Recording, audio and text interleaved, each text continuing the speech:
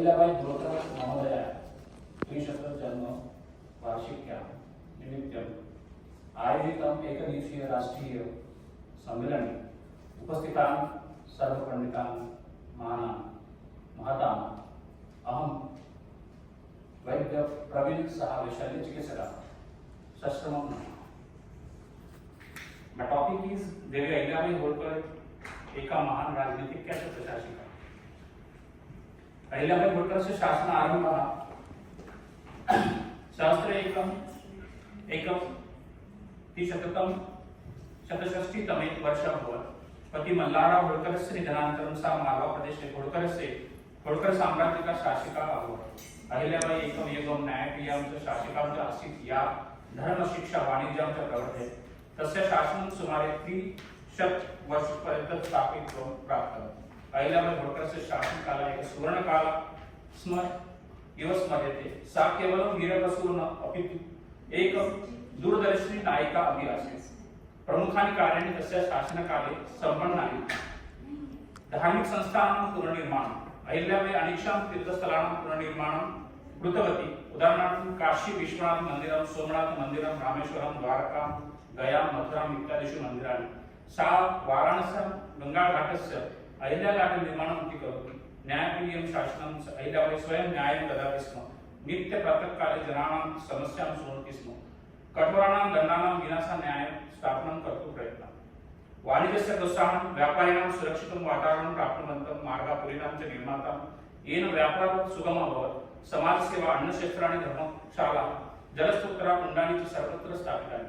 विधवा दारिद्र्याणां च साहाय्यम् अपि सहृदयतया अकरोत्। स्त्रीशक्तीकरणं तस्य समकालीन पुरुषाः अपि ताम् आदरं कुर्वन्ति स। राजकीय कौशलं, पॉलिटिकल अचीवमेंट, शक्तिशाली प्रशासन व्यवस्था, अहिल्याबाई स्वयं शासनं कुर्वन्ती अस्य न्यायप्रदां सूचितां च अत्यन्तं प्रियम् आसीत्। तस्य योग्य मन्त्रिणां, दिवानां, सैनिकनायकां च नियुक्तां ते राज्यस्थैर्यं स्थापयन्ति स्म। सैनिक राजनीति यद्यपि अहिल्याबाई स्वयं युद्धं न अकुर्वत् तथापि योग्यं सेनानायके तस्य पुत्रवत्सलः तुकोजीरावः नियुक्तः। समय समय मोगलानां, निजामानां, पिण्डायिनां च प्रति शक्तिशाली रक्षात्मक नीति योजिताः। राज्यस्य तापैक विस्तारणं तस्य शासनकाले होळकर राज्य स्थिरं समृद्धं च अभवत्। न केवलं मालवा प्रदेशं किन्तु सम्पूर्णं भारतम् अपि तस्य धर्म संस्कृति कार्येण प्रभावितम् अभवत्। राजनीतिक तटस्थता तया बाह्य संघर्षाणां मुघल मराठा ब्रिटिश मध्ये चातुर्येण तटस्थभावः रक्षितः। तीव्र राजनीतिक संघर्षेषु अपि सा युद्धस्य पक्षे न गता, अपितु शान्ति धर्मरक्षणं च प्रमुख कृतवती। सर्वजन हिताय शासनं, कर सुगम न्यूनं च अभवत्। कृषका, व्यापारिणां च तुष्टा आसन्। शक्तिशाली राज्ये यथावत् शासनकर्म कर्तुं शक्नोति इति प्रमाणयति। यस्मिन् राज्ये समुचितं दण्डनीतिं च अनिवार्यं, यथा प्रजा सुरक्षितं सुखदुःखं च अनुभवति। वृद्धिः एवं विकासे एकत्रं सहकार्यं महत्वपूर्णम् अस्ति। यः जनता प्रोत्साहितुं च सामर्थ्यं प्रदास्यति, दृढनेतृत्वं च सम्यक् निर्णय नागरिकाणां विश्वासं वर्धयति। अतः शक्तिशाली राज्यं सांस्कृतिकम् आर्थिकं च स्थायित्वं प्राप्नुयात्, यत्र सर्वजना विभिन्नेषु क्षेत्रेषु योगं स्थापयति। प्रशासनिक योग्यता, एडमिनिस्ट्रेटिव एफिशिएंसी, प्रतिदिनं राजकार्यं व्यक्तिगतं सौलभ्यताम् अहिल्याबाई स्वयं प्रत्येकं दरबारकाले दरबारं स्थापयति स्म। सामान्यजनानां समस्यां स्वकरणेन शृणोति स्म, तेषां समाधानम् अपि शीघ्रं कुर्वती आसीत्। लोकसेवा इव धर्म इत्यस्य आदर्शः सा चरति स्म।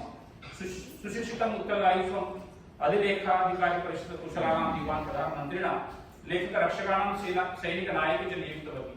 तेषां कार्येषु नियमितं निरीक्षणं च लेखाजोखा च अनिवार्यं कृतवती।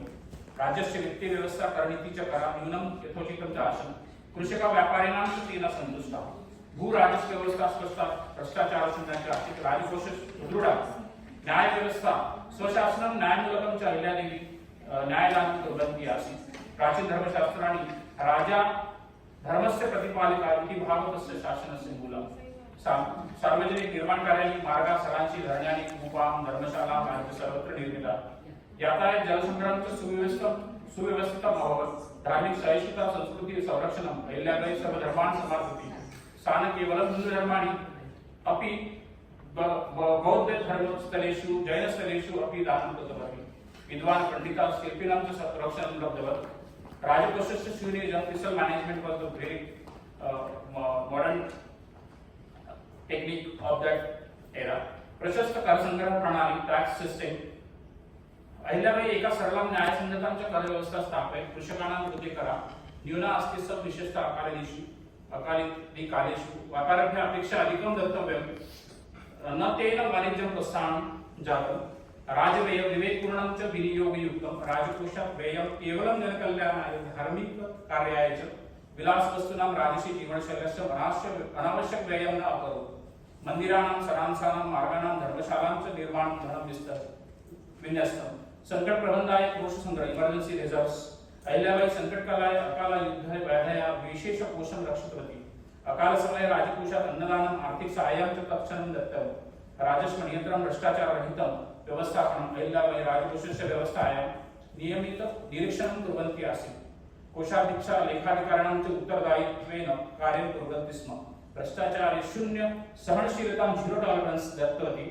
दानधर्मे अपि व्यवस्थिता स धर्मकार्याय अत्याधिक दानं दत्तवती किन्तु तदपि विना कोश विनियोगानुसार स्थानिक प्रमुखानां पंडितानां तीर्थस्थानानां कृते योजनाबद्ध दानं कुर्वन्ती आसीत् so there are different types of modalities in that area where कृषि संवर्धन that is agriculture development where भूमि सुधार कर नियमन सिंचन व्यवस्था बाजार व्यवस्था आपातकालीन सहायता व्यापारस्य प्रोत्साहन सुरक्षित व्यापार पर्यावरण व्यापार मार्गाणां विकास कर सुव्यवस्था कारागिराणां संरक्षणं व्यापारिणां प्रति आदरं न्याय व्यवस्था we have already seen so वित्त व्यवस्था in financial administration अहिल्याबाई होळकरस्य राजकोषस्य कुशल व्यवस्थापनं सरल कर प्रणाली जनकल्याणे वित्त नियोजनम् आपातकालीन संकट निधि संचय लेखा नियंत्रणं पारदर्शकता कर संग्रह साधारण कर प्रणाली कृषकाणां करभार न्यूनम् and there are actually this is in Sanskrit so it will take time so 7 minutes is very less so I will conclude my presentation Ahilyabai Holkar केवलम एक ऐतिहासिक राज्य न अपितु एकम आदर्श प्रशासिका धर्मज्ञा च जनसेवायां प्रेरणास्रोत आसीत् तस्य शासननीत्या नीतिमत्ता च सेवा भावना च आधुनिक प्रशासने अपि अनुसरणीया सन्ति अतः सा यथार्थता आधुनिक प्रशासनाय आदर्श इति उच्यते धन्यवादः